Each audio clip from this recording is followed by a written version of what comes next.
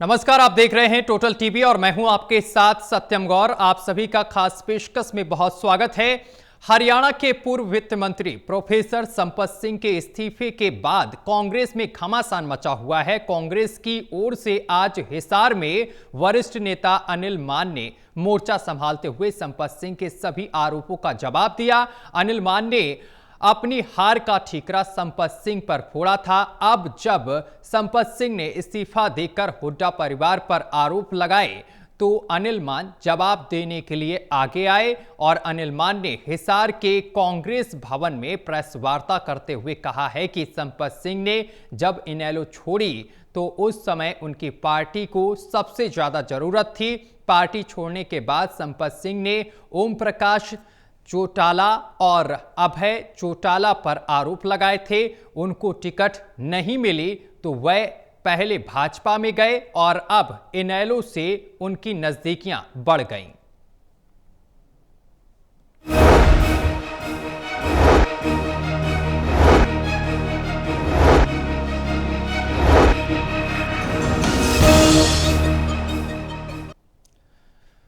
अपनी गलतियों को दुरुस्त कर सियासी मंजिल का सफर शुरू करने की तैयारी में लगी प्रदेश कांग्रेस में अचानक संग्राम छिड़ गया और विपक्ष भी कांग्रेस पर चुटकी ले रहा है। दरअसल ये हालत पार्टी से इस्तीफा देने वाले पूर्व मंत्री प्रोफेसर संपत सिंह के अपना इस्तीफा सीधे पार्टी के राष्ट्रीय अध्यक्ष को भेजना और प्रदेश में कांग्रेस की दुर्दशा के कारण बताने के बाद पैदा हुए हैं। 2009 में इनेलो से कांग्रेस में आए संपत सिंह अब असहज महसूस कर रहे थे। लोकसभा चुनाव में सिरसा में पार्टी की उम्मीदवार कुमारी शैलजा का चुनाव प्रचार करना उन्हें महंगा पड़ गया। इसके बाद तो वो और परेशान हो गए थे। संपत सिंह ने पार्टी छोड़कर गए बड़े कारण नेताओं को अपमानित करने और जीता हुआ विधानसभा चुनाव हार जाने पर बिना नाम लिए भूपेंद्र हुड्डा को इसका जिम्मेदार बताया।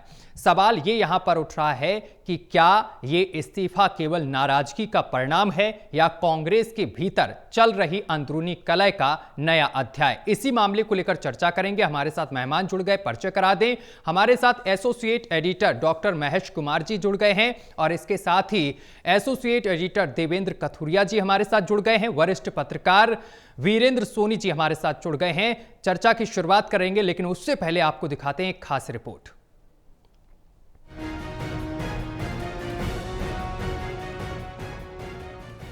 क्रिकेट और सियासत में टाइमिंग की बहुत अहमियत होती है। कांग्रेस छोड़कर वापस इनेलो में जाने की तैयारी में दिख रहे पूर्व मंत्री संपत सिंह मामले में भी यही हो रहा है। संपत सिंह पिछले काफी वक्त से कांग्रेस में असहज महसूस कर रहे थे।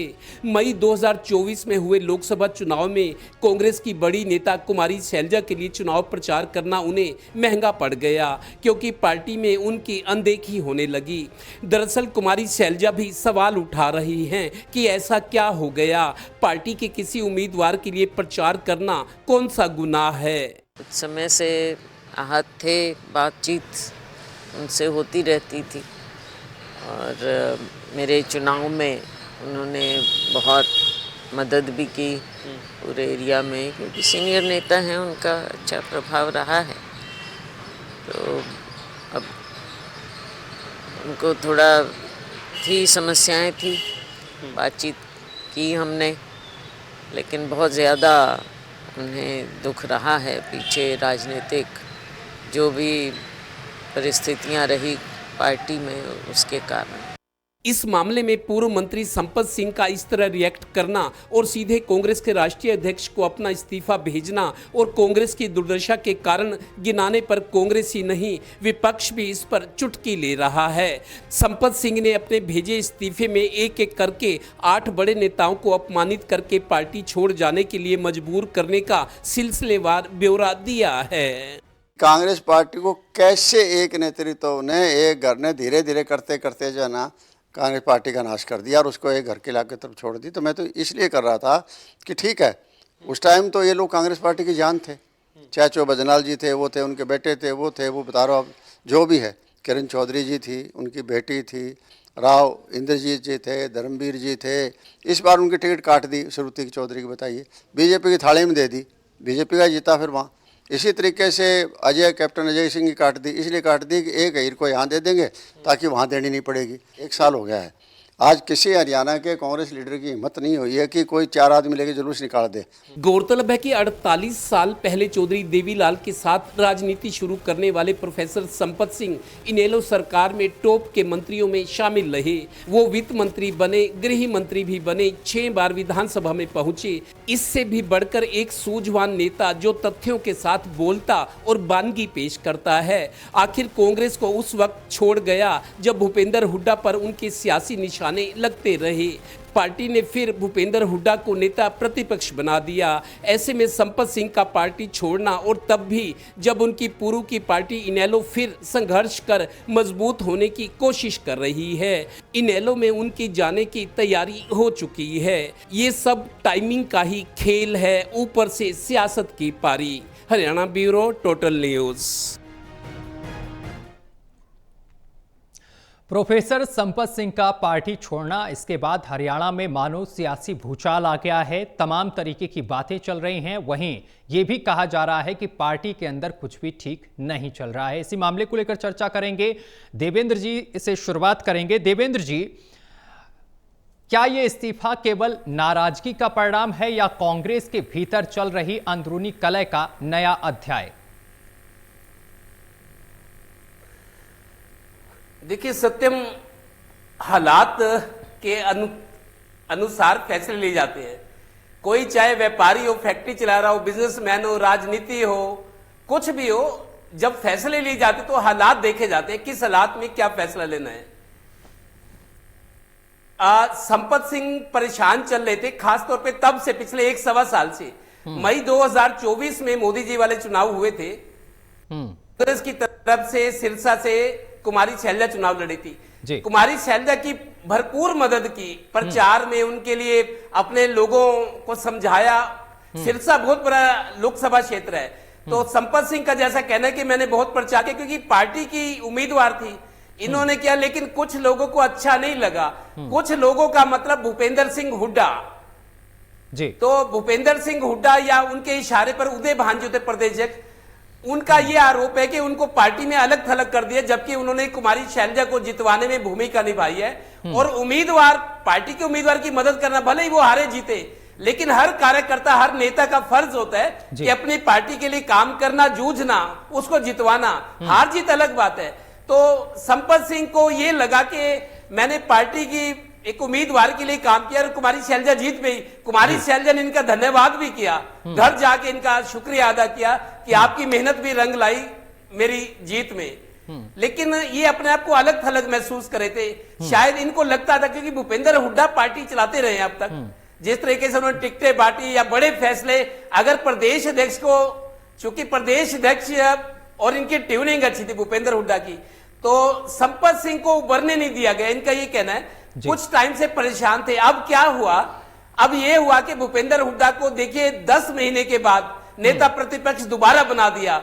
और संपत सिंह भी, इंटरनली बता रहा हूं, संपत सिंह भी भूपेंद्र हुड्डा के निशाने पर थे। तो उन्होंने देखा कि जिस नेता के खिलाफ भाई कांग्रेस, उन्होंने, संपत सिंह ने कहा टिकटों का गलत बंटवारा हुआ, एक नेता की वजह से पार्टी हारी। उन्होंने ज्यादा भूपेंद्र हुड्डा का नाम नहीं लिया, लेकिन दोष उनको दिया कि वो कांग्रेस तो वो चला रहे थे, टिकटें उन्होंने बांटी, जिम्मेदारी भी वो ले, इन्होंने ये बयान दिए, लगातार मोर्चा खोला। अब जब पार्टी ने नेता प्रतिपक्ष भूपेंद्र हुड्डा को बना दिया, तो संपत सिंह के लिए और ज्यादा मुश्किल हो गया, क्योंकि कांग्रेस तो भूपेंद्र हुड्डा ही चलाएंगे। अब इधर इस तरफ क्या हो रहा है कि इनेलो एकाएक कोशिश करिए, संघर्ष करिए आगे बढ़ने के लिए। आज की डेट में जजपा पीछे है, इनेलो आगे, क्योंकि इनेलो मूर्ख पार्टी है। और अभय चौटाला जो पार्टी के राष्ट्रीय अध्यक्ष हैं, इनके बारे में कहा जाता है, भले ही वो थोड़ा सख्त मिजाज के हैं, लेकिन वो अगर किसी का काम वोट लेते हैं, करना चाहते हैं, तो डंके की चोट पर करते हैं। उनकी ये छवि है, काम करने वाले नेता है, भले ही लहजा थोड़ा सख्त है उनका। तो इनको ये लगा कि, और जैसे रोहतक में रैली की है, चौधरी देवीलाल की जयंती पे संपत सिंह वहां गए थे, तो इनको कोई ना कोई ठोर तो चाहिए। अब उनको लगा कि कांग्रेस में ऐसे ही पड़े रहेंगे एक कोने में, तो अभय चौटाला ने इनको पुचकारा, मनाया, तो मेरे को ये खबर है कि 1-2 दिन में वो इनेलो ज्वाइन कर सकते, तो समय ऐसा आया उनको ये फैसला लेना पड़ा। बिल्कुल।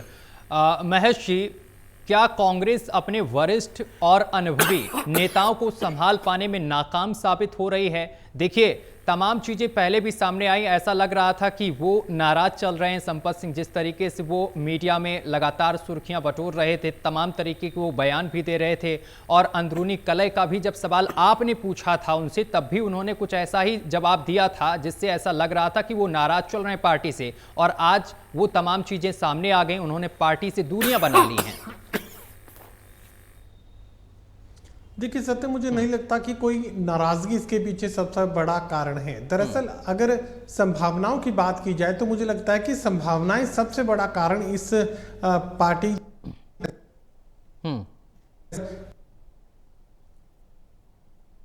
उन्नीस के विधानसभा चुनाव में टिकट नहीं मिल पाया प्रोफेसर संपत सिंह को। बड़ा कद हालांकि रखते के कद का अगर आकलन करने की कोशिश की जाए तो उसी बिना पर उनके कद को बड़ा कद कहा जाता है हरियाणा प्रदेश की राजनीति में।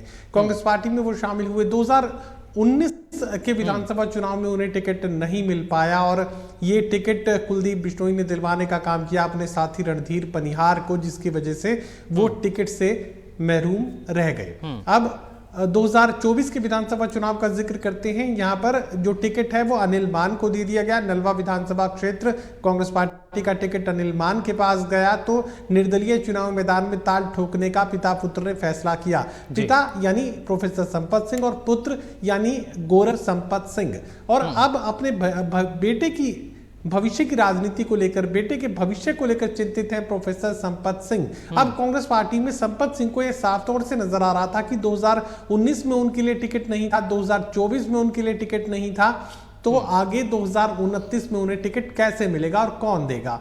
क्योंकि यहां पर भूपेंद्र सिंह हुड्डा की वो नजदीकी हुआ करते थे। जब भूपेंद्र सिंह हुड्डा से 2019-2024 के टिकट को लेकर संभावनाएं कम होती हुई नजर आई, उसी वक्त कुमारी शैलजा की तरफ झुके थे, मुड़े थे प्रोफेसर संपत सिंह। सिरसा लोकसभा क्षेत्र के चुनाव में काम तो किया, लेकिन ये एकमात्र वजह नहीं है कि यहाँ प्रोफेसर संपत सिंह को हाशिए पर रख दिया गया। ये जो वजह सबसे बड़ी मानी जा सकती है वो ये है कि संभावनाएं एक तरीके से कांग्रेस पार्टी में टिकट को लेकर खत्म हो चुकी थी प्रोफेसर संपत सिंह के लिए। संपत सिंह अब राजनीति से संन्यास लेने के लिए तैयार हो सकते हैं, रिटायरमेंट लेने के लिए तैयार हो सकते हैं, लेकिन वो अपने बेटे का सेटलमेंट करना चाहते हैं। दरअसल बेटे का सेटलमेंट यहां पर सबने कर दिया है। अगर जयप्रकाश की बात की जाए तो उन्होंने अपने बेटे को विधानसभा तक पहुंचा दिया है। विकास अब कलायत विधानसभा क्षेत्र से कांग्रेस पार्टी के टिकट पर हरियाणा विधानसभा तक पहुंच चुके हैं। महम विधानसभा क्षेत्र के वरिष्ठ नेता आनंद सिंह डांगी का जिक्र किया जाए तो आनंद सिंह डांगी अपने बेटे को विधायक बनाकर हरियाणा विधानसभा तक पहुंचा चुके हैं। अगर रणदीप सिंह सुरजेवाला का जिक्र किया जाए तो वो अपने बेटे को विधानसभा तक पहुंचा चुके हैं। कांग्रेस पार्टी का टिकट दिलवाकर कैथल से चुनाव जितवाकर वो विधानसभा तक पहुंचा चुके हैं। भूपेंद्र सिंह हुड्डा ने अपने बेटे दीपेंद्र हुड्डा को पहले से सेटल कर दिया है। जिक्र करें चौधरी बीरेंद्र सिंह का तो अपने आईएएस बेटे को पद से इस्तीफा दिलवाकर हिसार लोकसभा क्षेत्र से सांसद, बीजेपी का सांसद बनाने का काम बीरेंद्र सिंह कर चुके हैं। उसके बाद अब भविष्य की राजनीतिक संभावनाएं बृजेंद्र सिंह सद्भावना यात्रा के रूप में तलाश रहे हैं। तो ये मानकर चलिए कि तमाम जो बड़े नेता थे, चाहे अभय सिंह चौटाला की बात कर ले, अभय सिंह चौटाला भी अपने बेटे को विधानसभा तक पहुंचाने में कामयाब हो चुके हैं। तो उन्हें यह लगता है कि राजनीति में जितने बड़े नाम थे सभी अपने बच्चों को, अपने बेटों को एडजस्ट कर चुके हैं, लेकिन अगर कोई रह गया है तो संपत सिंह रह गया है। अब संपत सिंह इसी चिंता में थे।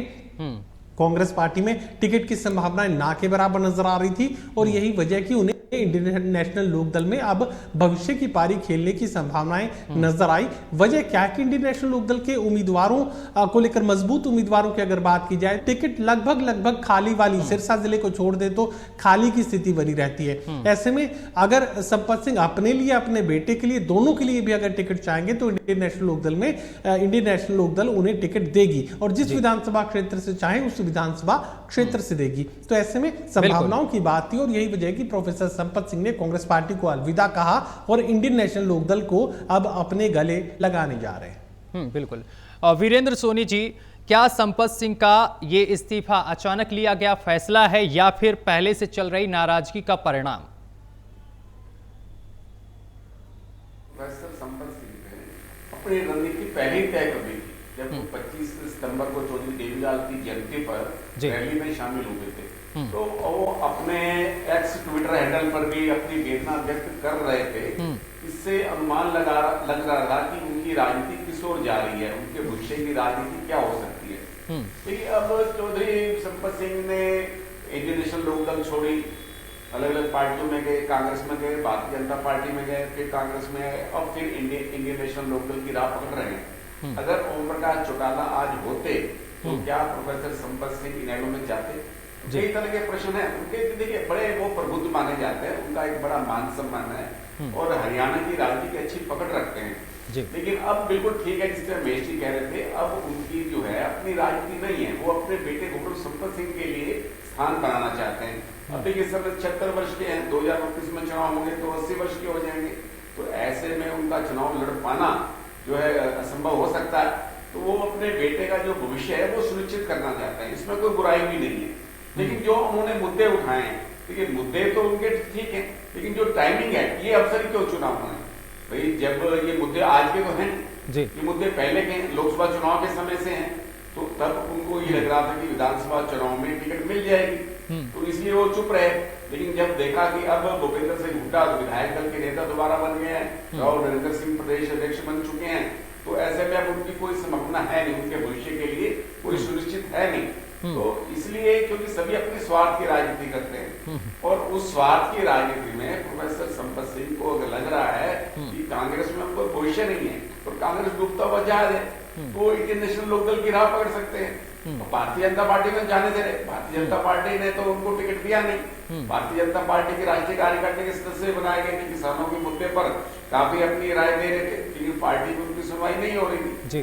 तो इसलिए अब जो है उनका जो वापस इंडियन नेशनल लोकदल में जाना इतना कारगर रहेगा। जब इंडियन नेशनल लोकदल छोड़ा था तब उन्होंने अभय चौटाला और ओम प्रकाश चौटाला पर किस तरह के आरोप लगाए थे, हरियाणा की जनता भूली नहीं है। तो अब अगर घर वापसी होती है तो ये भी अनुमान लगाया जा सकता है कि क्या कारण है। तो ऐसे देखिए, मुद्दे उठाना तो ठीक है, लेकिन अब आपको जनता की सहानुभूति मिलेगी। आपने पार्टी छोड़नी है छोड़िए, लेकिन उनको आपको कोई ना कोई बहाना चाहिए। अब जो दूसरे कांग्रेस के नेता हैं, बाकी जो कांग्रेस के दूसरे नेता हैं जो भूपेंद्र सिंह हुड्डा से जिनकी नहीं बनती है, तो आप उनकी सहानुभूति भी लेना चाहेंगे। हमारी शैलजा उनके पक्ष में खड़ी है, लेकिन जब वो उस समय जब निर्णय हुए थे तब तो उन्होंने विरोध नहीं किया, तब तो वो शांत रहे। तो उस समय विरोध करना चाहिए था भाई। अच्छा, फिर टिकट बांटने वाले भूपेंद्र सिंह हुड्डा अकेले तो थे ही नहीं। अब अगर टिकटों का फैसला हुआ है तो उसमें ठीक है, भूपेंद्र सिंह हुड्डा की चली है, लेकिन दूसरे लोग भी थे, राहुल गांधी की प्रमुख भूमिका थी। तो ऐसे में भूपेंद्र सिंह हुड्डा पर ही अकेले दोष डाल देना तो उचित नहीं हो सकता और उसके लिए सामूहिक जिम्मेदारी है। अब संपत सिंह सिरसा के चुनाव के समय में वो चुनाव प्रभारी भी थे, मुख्य भूमिका में थे, कुमारी शैलजा के चुनाव के जितवाने में उनकी भूमिका भी रही है।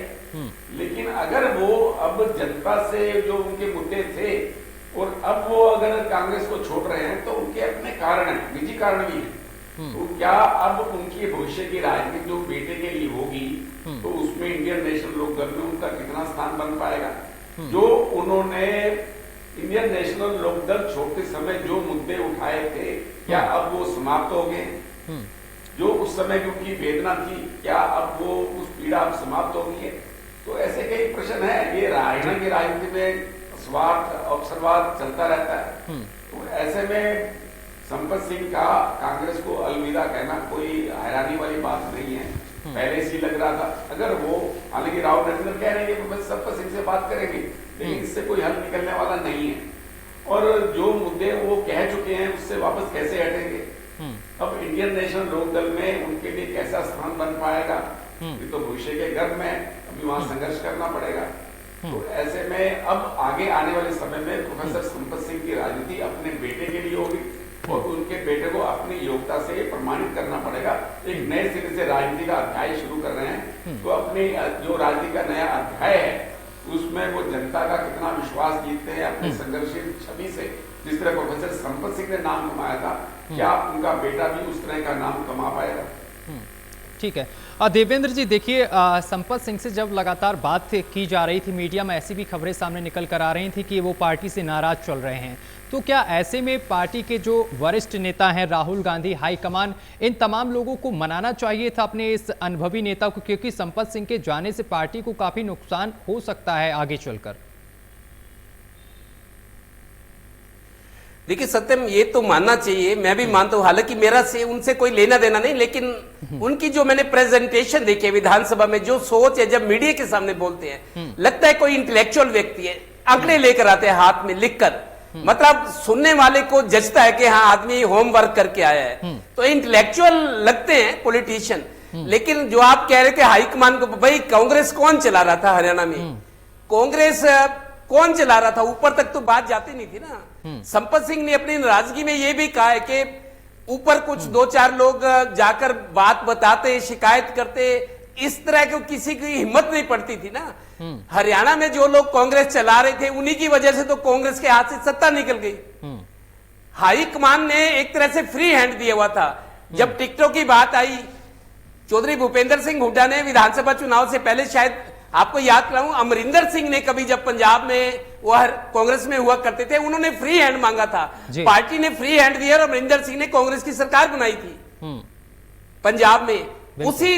उसी चीज को दलील देते हुए, वही उसी तरह का एक अनुनय विनय करते हुए हाईकमान के सामने भूपेंद्र हुड्डा ने या उनके जो और संरक्षक लोग हैं, उन्होंने ये कहा हुआ कि भूपेंद्र सिंह हुड्डा का कद बड़ा है। मैं आपको बताऊं, हरियाणा में मेरे को ऐसे कई लोग मिले जो भले ही भूपेंद्र हुड्डा के विरोधी हैं, लेकिन वो ये कहते हैं कि कांग्रेस सरकार नहीं बन सकती भूपेंद्र हुड्डा के बिना, क्योंकि उनको सारी राजनीति में महारत हासिल है। भले ही उनका व्यवहार या किसी के प्रति अलग अलग हो, लेकिन भूपेंद्र हुड्डा के बिना कांग्रेस सरकार नहीं बना सकती, उनके विरोधी भी मानते थे। यही वजह थी कि हाईकमान ने, जैसे लास्ट के दिनों में हमें याद है कि राहुल गांधी ने भरोसा किया, भी ठीक है आपको फ्री हैंड दिया, उसी फ्री हैंड का फायदा उठाते हुए भूपेंद्र हुड्डा ने अपनी मर्जी से, जैसा महेश जी अक्सर कहा करते हैं कि 72 टिकटें उन्होंने 75 टिकटें अपनी मर्जी से बांटी। हाईकमान ने तो कुछ ही टिकटें बांटी थी, लेकिन भूपेंद्र हुड्डा की मर्जी चली। तो हाईकमान के नॉलेज में ज्यादा कुछ नहीं था।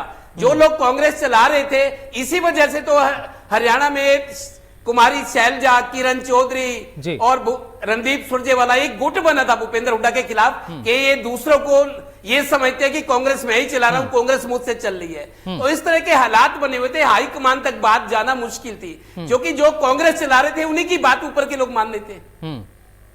ठीक है महेश जी, समय कम है, लेकिन मैं कम शब्दों में आपसे ये जानना चाहता हूं कि क्या पार्टी में संपत सिंह की अनदेखी की जा रही थी? नहीं, मुझे नहीं लगता कि संपत सिंह की कोई अनदेखी की जा रही थी। और आप सवाल ये कर रहे थे कि क्या मनाया जा सकता था, या राहुल गांधी सरीखे नेताओं को, अपने वरिष्ठ नेता को मनाना चाहिए था, या राव नरेंद्र ये कोशिश करते कि वीरेंद्र सिंह, माफ कीजिएगा, प्रोफेसर संपत सिंह को मना लिया जाए। लेकिन यहाँ जो पहलू मैंने रखने की कोशिश की थी, दरअसल यहाँ आप टिकट की गारंटी दे दीजिए। आज आप प्रोफेसर संपत सिंह को कांग्रेस पार्टी में कोई भी बड़ा नेता टिकट की गारंटी दे दे, वो आज ही वापस कांग्रेस पार्टी में एक बार फिर से शामिल हो जाएंगे।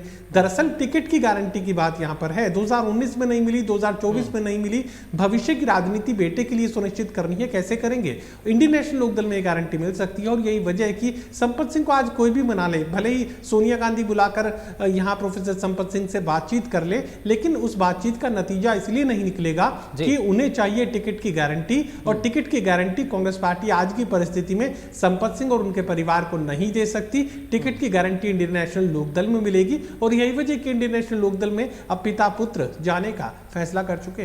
बिल्कुल, बहुत शुक्रिया आप तीनों लोगों का हमारे साथ जुड़ने के लिए और तमाम बातचीत करने के लिए। तो बताते चले कि संपत सिंह ने जिस तरीके से इस्तीफा दिया, उसके साथ तमाम सवाल भी खड़े हो रहे हैं और सियासी दल एक दूसरे पर वार पलटवार भी कर रहे हैं। यहां रुकेंगे एक छोटे से ब्रेक के लिए। ब्रेक के उस पार खबरों का सिलसिला लगातार जारी रहेगा।